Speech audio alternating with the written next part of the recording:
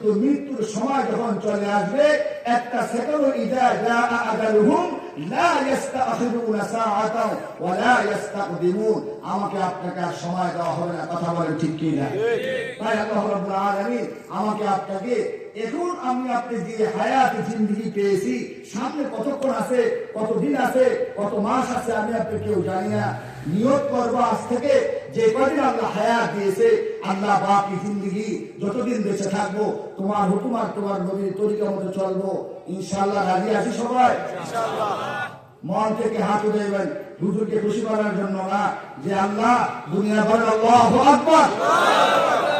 সোজা করে হাত উঠান না কেন? বলেন আল্লাহ আল্লাহ। দুনিয়ায় যতদিন হায়াত দিয়েছ আল্লাহ, আল্লাহ তোমার হুকুম তোমার নবীর তরিকা মতো চলার তৌফিক দান করিও। আল্লাহ তোমার সাথে সুসম্পর্ক করিয়া অন্ধকার কবরে যাওয়ার তৌফিক দান করিও। বলেন আল্লাহুম্মা আমিন। আমার ভাইরা, সর্বশেষ আপনাদের কাছে একটা আকুল আবেদন রেখে যাব। আপনারা আমার পূর্বে যে হযরত মাওলানা রুহুল আমিন আজিজি সাহেব আপনাদের কাছে মাদ্রাসার জন্য কিছু টাকা পয়সা চেয়েছিলেন, আপনারা দান করেছেন, আলহামদুলিল্লাহ। এখন মুনাজাত হবে। আপনাদের কাছে আকুল আবেদন রেখে যাব, এই মাদ্রাসার দিকে আপনারা সুদৃষ্টি রাখবেন। এই মাদ্রাসা সবচেয়ে বড় খোরাক হলো ছাত্র। আপনার আমার সন্তানকে দিন শিক্ষা দেওয়া বলেন দরকার আছে না নাই? আর আছে কোন? আপনার আমার সন্তান যদি বেনামাজি হয়, মরার পরে কবরের মধ্যে আমি আপনি যে অ্যাকাউন্টটা খুলে যাব, শুধু কবরে আযাব আর আযাব চলতে থাকবে। কথা বলে বুঝাইতে পারতেছি না? এই যে মোবাইলে বিকাশ নাম্বার খুলছি, বিকাশ আছে না নাই? নগদ আছে না নাই? ফোন করে যায় হুজুর আপনার নগদ আসেনি, বিকাশ আসেনি, আছে বা দেখবেন কিছুক্ষণ পরে টুনটুন আওয়াজ এসে 5,000 10,000 হাজির হয়ে যায়। কথা বুঝতে পারতেছি না মনে হয়? তাই আপনি যখন দুনিয়াতে অ্যাকাউন্ট নাম্বার খুলে যাবেন, এই অ্যাকাউন্টটা ভালো হতে পারে, খারাপ হতে পারে। ভালোটা হলো সন্তান যদি নেককার হয়, আর ওয়ালাদুন সালিহুন ইয়াদউ লাহু, নেককার সন্তান যদি হয়, ফজরের আযান শোনার সাথে সাথে মসজিদে আসবে, নামাজ পড়বে, কোরআনটা নিয়ে বসবে, আপনার জন্য দোয়া করে দোয়া করবে। কথা বলেন ঠিক কি না? আজকে যারা আমরা কোরআন পড়তে পারি নাই, এখানে অনেকে আছি, কারা কারা কোরআন পড়তে পারি একটু হাত উঠান তো। লজ্জার কিছু নেই, আলহামদুলিল্লাহ অনেকেই পড়তে পারি, হাত নামান। যারা আমরা পড়তে পারি নাই চেষ্টা করবো ইনশাআল্লাহ। কথা বলেন না, মাদ্রাসা আসবেন, হুজুরের সাথে সম্পর্ক করবেন, একজন যে কোনো একজন হুজুর লাগে একটু মহব্বত করে, এই হুজুর আমার একটু পড়াশোনাটা শিখান, শিখাইবো না? কথা বলে শিখাইবো না? আর যদি 8-10 জন হইতে পারেন একটা গ্রুপ, অথবা 20 জন হইতে পারেন, সময় করে যে হুজুর আমাদের একটা সময় করে পড়ান, রাতে এশার পরে পড়াবেন না ফজরের পরে পড়াবেন, কোরআন শিক্ষা অবস্থায় আপনি ছাত্র হয়ে গেলেন। আর এই ছাত্র অবস্থায় যদি আপনার মৃত্যু হয়ে যায়, আল্লাহ নবী বলেছেন আল্লাহ পাক তাকে শহীদ মর্যাদা দান করবে। সুবহানাল্লাহ। ছাত্র হইতে রাজি আছি তো ইনশাআল্লাহ? আলহামদুলিল্লাহ। কোরআন প্রেমিক ভাইয়েরা দেখছেন 1000 টাকা সোহরাব ভাই নগরে দান করছে, বলেন আলহামদুলিল্লাহ। শেষ ভালো না, সব ভালো না। আমি যে কথাটা বলতে চেয়েছিলাম, আমার আপনার সন্তানকে মাদ্রাসায় পড়ানো দরকার আছে না নাই? আপনার অন্তর থেকে বলেন তো, আমার আব্বা আম্মা কি আমার মাদ্রাসায় পড়িয়া ঠকছে? কথা বল না। প্রতিদিন চোখের পানি ছড়ে আমার চোখ থেকে। আমার আগের বক্তা আমার রুহুল আমিন সাহেব তখন বলছিলেন যে আমার মাকে ঘরের দরজায় এসে যখন একটা ডাক দিতাম, আসলে আমার একই কথা। আমি যখন মাহফিল থেকে বাড়িতে আসতাম, নোয়াখালী চাঁদপুর যখন মাহফিল করতাম, মার সাথে বাড়িতে দেখা করে যাইতাম। আবার রাত্রে বলতাম আজকে বাড়িতে থাকবো, কারণ আমার এলাকায় মাহফিল আগামীকাল। রাত্রে এসে একটা ডাকের বেশি 2টা ডাক কখনো মাকে দিতে হতো না।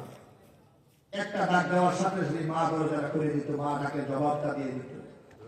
কিন্তু মা যেদিন মারা যায়, পরের বছর আমি যখন মাহফিল এলাকায় গেলাম, বিশ্বাস করবেন কিনা জানি না, আমি এই জান্নাতের বাগানে বসে আছি, 10 মিনিট পর্যন্ত দরজায় ডাকাডাকি করছে আমার ভাইকে, কিন্তু দরজায় 10 মিনিট হয়ে গেছে, দরজা খোলার কোনো খবর নাই। তারা এমন ভাবে ঘুমের মধ্যে ছিল, তখন সেদিন বুঝতে পারছি মা কাকে বলে। ভাইয়েরা আমার, আলহামদুলিল্লাহ, মাশাআল্লাহ, আমার আরেক ভাই 2000 টাকা দিয়েছে, বলেন আলহামদুলিল্লাহ। ভাই দোয়া শরীফ হয়ে যায়, আমি আসি আলহামদুলিল্লাহ। সবাই সব তো নাই আমার কাছে, কই গেল? আসেনি? মাশাআল্লাহ, জি আলহামদুলিল্লাহ। ভাইয়েরা আমার, আপনারা এই মাদ্রাসায় আপনাদের সন্তানদের পড়াবেন, ব্যারিস্টার হবে কোনো সমস্যা নাই, ইঞ্জিনিয়ার হবে কোনো সমস্যা নাই, চিফ জাস্টিস হবে কোনো সমস্যা নাই, এই দেশের মেজর হবে, জেনারেল হবে, কর্নেল হবে, ব্রিগেডিয়ার হবে, সেনা প্রধান হবে, বিমান বাহিনী প্রধান হবে, লেফটেন্যান্ট হবে, কোন সমস্যা আছে? ডাক্তার হবে, কোন সমস্যা আছে? কথা বলেন না, সমস্যা আছে?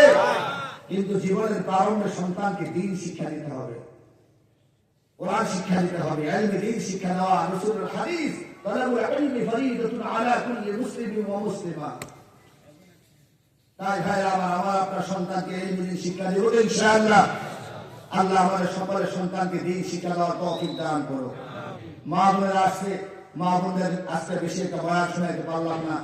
আমার কমসে কম আধা ঘন্টা সময় থাকে মা বোনদের স্থানে আমি বয়ান করে থাকি, কারণ মা বোনেরা অনেক কষ্ট করে আসে, ক্ষমা চেয়ে দিচ্ছে। আমি আজকে মা বোনদের বেশি বয়ান করতে পারিনি, এই জন্য আল্লাহর হচ্ছে সন্তান হিসাবে ক্ষমা করে দেবেন। কে দিচ্ছে 1000 টাকা? জহিরুদ্দিন ভাই 1000 টাকা দিয়েছে। মহিউদ্দিন ভাই, আব্বা আম্মা আসেনি? আব্বা আম্মা নাই, আল্লাহ আব্বা আম্মার কবরকে জান্নাতের বাগান বানিয়ে দিই, বলেন না আমিন। আল্লাহ তাআলা তোমার আরেক বান্দা দিয়েছে 2000 টাকা, আরেকজন দিয়েছেন 1000 টাকা। শেখ বালুরা সব বালুরা আল্লাহ এই দানকে উসিলা করে যারা কবর শুয়ে গেছে কবরের হাদিয়া পৌঁছিয়ে দিয়ে কবরকে জান্নাতের বাগান বানিয়ে দিও। যারা দুনিয়াতে বেঁচে আছে হায়াত বাড়িয়ে দাও, ব্যবসা বাণিজ্য কামাই রোজগার বরকত দাও, ইজ্জত সম্মান বাড়িয়ে দিও।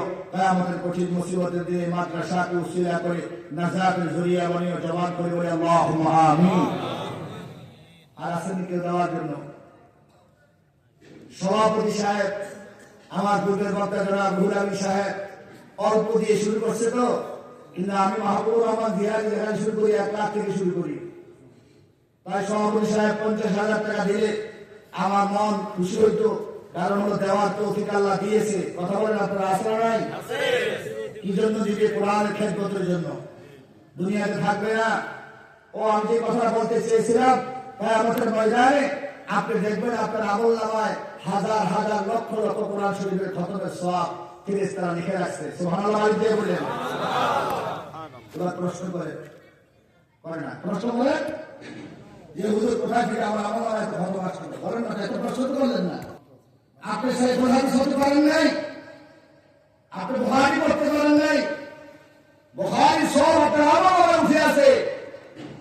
কোরআন পড়তে পারেন নাই, কোরআন সওয়াবের আমল খতম হাজার হাজার খতমের সওয়াব আপনার আমলনামায় লেখা আছে। ফেরেশতাদের জিজ্ঞাসা করবেন এত কোথা থেকে আমার আমলনামায় এত কোরআনের সওয়াব আসছে? আমি তো নিজেই কোরআন পড়তে পারতাম না। ফেরেশতারা বললেন, হে আল্লাহর বান্দা, দুনিয়াতে তুমি কোরআন পড়তে পারো নাই, কিন্তু কোরআনের প্রেমিক ছিলা। আল্লাহু আকবার। কোরআনকে মহব্বত করে মাদ্রাসায় যেখানে কোরআন পড়ানো হতো, হাফেজ তৈরি করা হতো, ওই মাদ্রাসায় তুমি দান সদকা করেছিলেন। কিয়ামত পর্যন্ত যত কোরআনুল খতম হয়েছে, যত হাফেজ সাহেবরা যত খতম করেছে, তার সমপরিমাণ খতমের একটা সওয়াব আমার আল্লাহ পাক তোমার আমলনামায় লেখার জন্য আদেশ দিয়েছে। সুবহানাল্লাহ।